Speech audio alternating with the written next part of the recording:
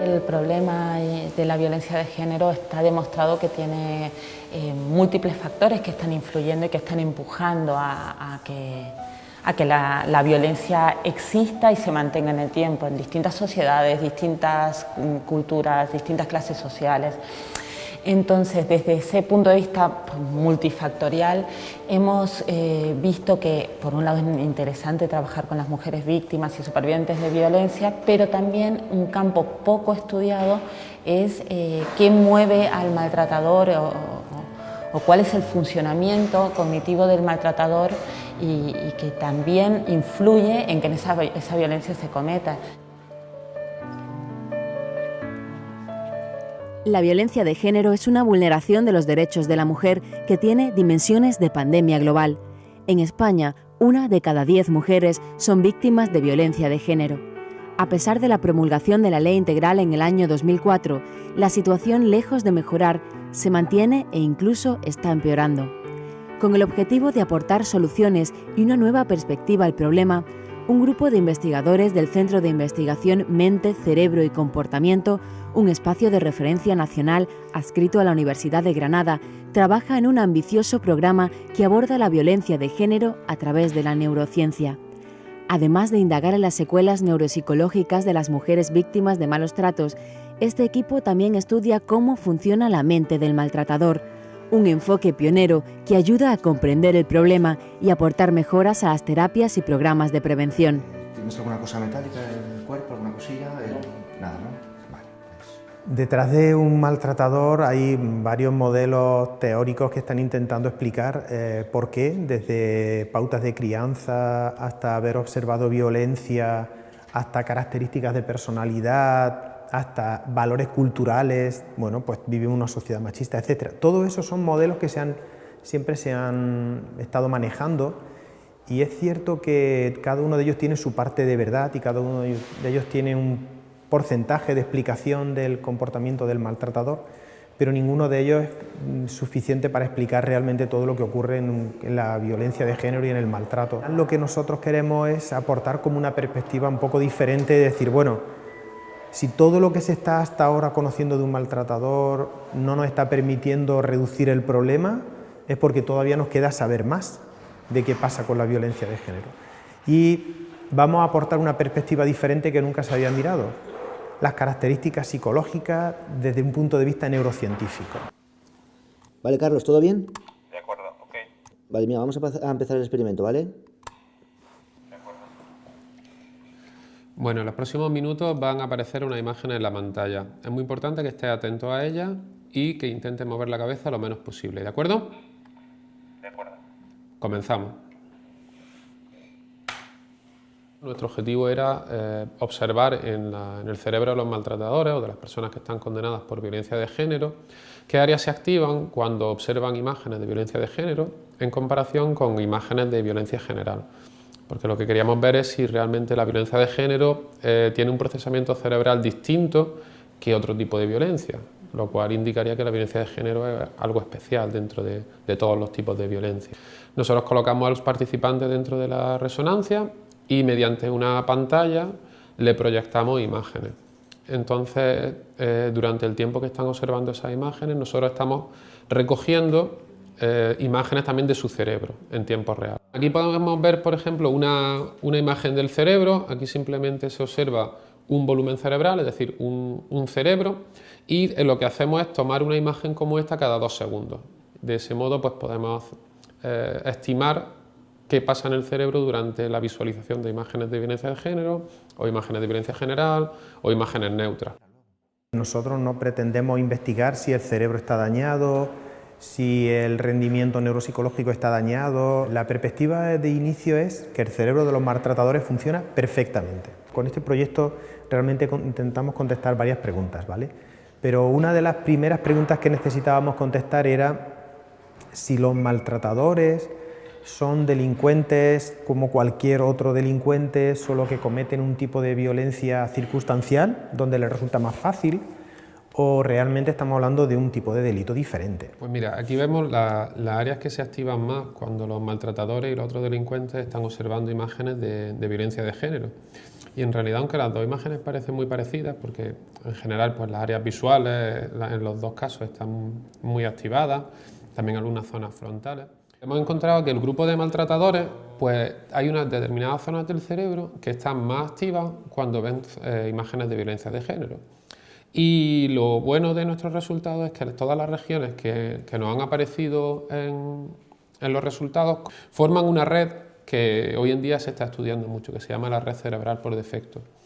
Entonces, esos resultados pues, son bastante consistentes y nos dan mucha tranquilidad con respecto a que lo que hemos encontrado pues, tiene un sentido. Nuestro objetivo siempre va a ser el intentar conocer mejor a la población que ha sido condenada por violencia de género para en un futuro poder aportar esta información a las terapias o las intervenciones que se realizan y sobre todo también a la prevención. Mira, aquí tenemos ya los resultados de las tareas, ¿vale? Sí. Esta es la tarea de impulsividad. Fíjate, lo que ha salido es que los maltratadores comparados con otros delincuentes son menos impulsivos, ¿vale? Sí. Y sin embargo, en la tarea de flexibilidad lo que sale es que los maltratadores comparados con otros delincuentes son más inflexibles. Claro. ¿Qué te parece? Cuando se habla de este tema se cree que son actos de violencia por haber perdido el control. Bueno, una situación de interacción con su pareja, pierden el control y cometen el acto violento. Sin embargo, nuestros resultados están indicando que no, que el control lo tienen, que realmente son personas que pueden inhibir su comportamiento, son poco impulsivos, pero sin embargo sí son muy inflexibles. Un hombre que decide ejercer la violencia es porque se posiciona ante las referencias culturales, la adopta y las desarrolla. Y las desarrolla poco a poco. No es que pierda el control y se vea de repente delante de su mujer maltratándola, sino que previamente la ha aislado, previamente la ha controlado, previamente la ha cuestionado, previamente la ha separado de sus fuentes de apoyo externa y conforme ha ido controlándola ha ido ejerciendo más mecanismos de control. Y además dirige los golpes, conforme va aprendiendo a agredir, dirige los golpes a la cabeza y al tronco porque la ropa y el cabello evita que la mujer sea identificada como una víctima porque cubren las lesiones que produce. Luego demuestra manipulación, demuestra conciencia, demuestra voluntad, demuestra control, demuestra que es algo que él quiere hacer.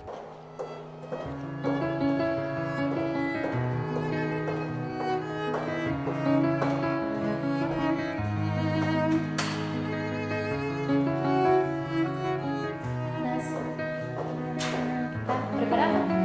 Sí.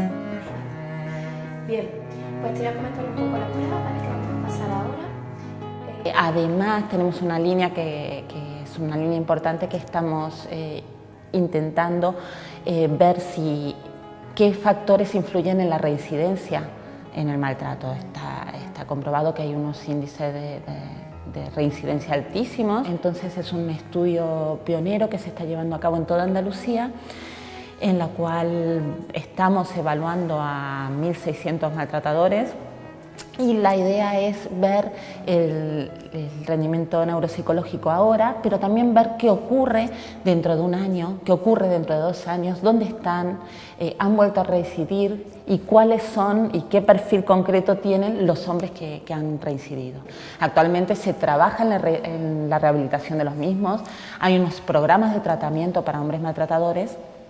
Pero sin embargo, algunos de ellos sabemos que después de seguir esos tratamientos pueden llegar a reincidir. Si conocemos mejor este perfil, podemos aportar una línea también para prevenir que ese hombre reincida. Cuando hay una identidad que se desarrolla sobre una serie de referencias que hacen que los hombres crean que tienen que ocupar una posición de poder, de control, de dominio, de decisión dentro de la relación de pareja, pues al final eso se traduce en una conducta social y un refuerzo educacional. Entonces, el hombre quiere y lleva a entender que el uso de la violencia es un instrumento legítimo para corregir aquello que se considera que se ha desviado de lo que debe ser la relación habitual de pareja, o para castigar cuando esa desviación pues, ha tenido un resultado no deseado. Entonces es una construcción cultural, no es algo genético, no es algo biológico, no es algo que esté en determinados hombres, sino que es un mensaje social y cultural, y como todo lo social y cultural, hay quien lo interioriza de una forma y luego lo aplica, y hay quien renuncia a ese mensaje. ¿Cómo es posible, desde un punto de vista neurocientífico, psicológico y neurocientífico, que un maltratador perciba como adecuado su comportamiento respecto a la mujer? Claro, intentar entender esto es como subir un peldaño más en la investigación y es como meternos en un campo de valores, meternos en el campo de los valores éticos, valores morales, que es una cosa también muy novedosa que se está mirando ahora. Por tanto, lo que hemos hecho es iniciar una línea de investigación de cómo es posible o cómo los valores morales de un maltratador le permiten comportarse de esa manera con una mujer víctima. Si llegamos a conocer un perfil neuropsicológico concreto, podemos irnos hacia atrás y podemos trabajar en programas preventivos, por ejemplo, en los centros escolares, en los cuales se fomente la flexibilidad cognitiva y algunas habilidades que pueden ser muy interesantes trabajarlos desde pequeños. En paralelo, evidentemente, a todo el trabajo que se está haciendo estupendamente con el tema de la igualdad de género, ¿no? Eso no existía. Trabajar desde la base, visibilizando el problema y modificando los roles de género, es clave para construir un futuro sin violencia. Sin embargo, pese a los esfuerzos, la violencia de género entre adolescentes es cada vez más preocupante y no deja de aumentar. Consciente de su función pública y social, el Archivo Histórico Provincial de Córdoba ha encontrado entre sus legajos una valiosa fuente de información sobre el pasado de nuestra sociedad patriarcal y machista. Con un poco de ingenio, sus archiveros han logrado convertir la historia en un arma para luchar contra la violencia de género en las generaciones futuras. Era algo habitual, que el marido estaba en su derecho y en su deber de indicar a la mujer cuál era su camino, su deber, y si necesitaba emplear la violencia, pues la empleaba, que no pasaba nada. Y solo en los casos extremos en que le pegaba demasiado, o que es que había peligro de muerte, había pleito de este tipo, o en otros que le conceden el divorcio por peligro de muerte. Mira, pues este sería un auto de oficio. Los autos de oficio partían de la denuncia anónima de un vecino, y se le dio noticia al corregidor. Aquí dice textualmente: Cristóbal de Porras, vecino de esta villa, le da mala vida a doña Luisa de Casasola, su mujer, maltratándola así de obra como de palabra. Lo normal es que la mujer viviera sumisa, y a no ser que sean mujeres con mucho dinero, casi nobles, nunca las vemos tratar en su nombre, firmar nada en su nombre y prácticamente hacer uso de sus derechos. Los mayores patrimonios de la mujer eran, sobre todo a la hora de casarse, eran dos: tener una buena dote y ser casta y pura. Una mujer que ya hubiese tenido un novio, alguna relación, difícilmente se podía casar. Es más, hay algunos pleitos de violadores que lo que hacen es pagarle a la mujer una dote elevada para que se puedan casar, porque eso, una mujer violada ya nadie querría casarse con ella. La honra del hombre dependía mucho de la mujer, que fuera religiosa, recatada, sumisa. La idea tradicional de ser hombre bajo la idea de no ser mujer, que es la idea tradicional del machismo y la figura identitaria del hombre, se rompe, porque la idea de que ser hombre es no ser mujer, que nos transmiten de pequeñitos, los niños no lloran, los niños no juegan con muñecas, los niños no juegan a la cocinica, los niños se visten de rosa, todo eso te va configurando una personalidad que además ahora se está viendo cuestionada, porque el gran cambio social, la gran transformación se está produciendo no porque la sociedad en abstracto y los hombres estén cambiando, sino porque están cambiando las mujeres. Y lo están haciendo en el sentido de romper con los límites y de abordar espacios, tiempos y funciones que tradicionalmente eran vinculadas a los hombres. Una lástima que la documentación que tenemos aquí, que no se conozca, que quede aquí guardada, y eso, el archivero cada vez tiene que preocuparse más por sacar la documentación fuera, por difundirla, y aunque es muy importante el trabajo técnico, pero no sirve de nada si no hay una difusión. Empezamos en principio compartiéndolo en Facebook, y como vimos que ya eran de mucho interés, nos decidimos a hacer un taller bastante dinámico. El taller va destinado a alumnos de ESO y más concretamente a alumnos de segundo y cuarto de ESO, que es donde tienen en su programa curricular, está más relacionado con la historia de la mujer. Cuando tengáis 18 años seréis todos mayores de edad, ¿no?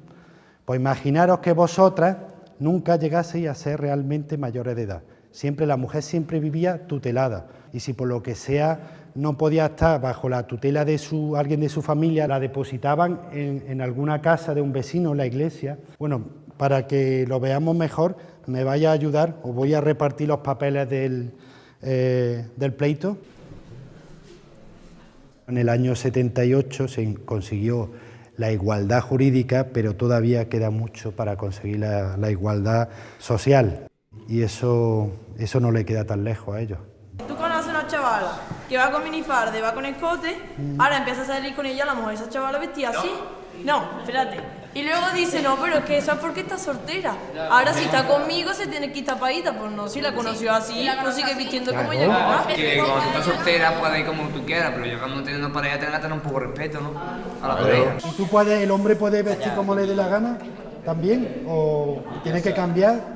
Pues claro. Es que los hombres vestimos normales, vamos, yo qué sé, no enseñamos nada. Eso significa que cuando yo esté soltera puedo vestir como me dé la gana, pero que cuando esté contigo me tengo que tapar por ti. No, porque mi cuerpo sigue siendo mío y yo me sigo poniendo lo que me dé la gana, ya está. Que yo lo que creo que lo que pasa es que las mujeres tienen el problema de que no es lo mismo, su pecho no es el mismo que el nuestro. A lo mejor nosotros enseñamos un poco de... A ti que no te gusta, pero... No, pero me refiero al enseñarlo. Pues entonces queda más feo que le enseñen a ellas que nosotros. Porque está mal visto, eso no es machismo. Porque es así. Porque es así.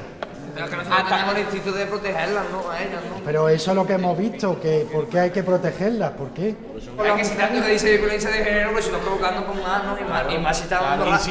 Pero es una excusa, ¿no? Es una excusa que la agreden porque va así, ¿no? No, pero... Entonces, ¿quién es la culpable? ¿La mujer por ponerse escotado o el que la agrede? Ellos son los primeros que se quejan, que acabamos provocando, y luego a ellos lo que les gusta es que lo provoquemos.